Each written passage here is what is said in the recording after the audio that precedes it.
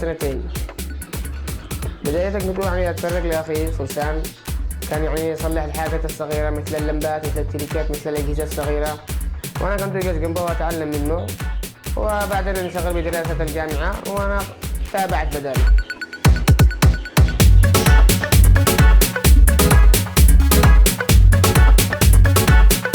مثل الرجل الآلي والمكنسة الكهربائية والصراف والبندقية والدرين والمجهر والطاقة الهوائية.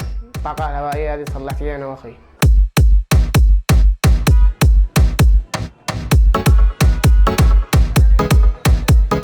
طموحي في المستقبل يعني إنه يعني تجي فرصة للدراسة والمنحة، أدرس وأطور من نفسي وأطور الحاجات هذه من كراتين إلى حاجة مطورة زي الحديد الألمنيوم، يوفروا لي حاجات وإن شاء الله ربي يطور نفسنا إلى الأحسن.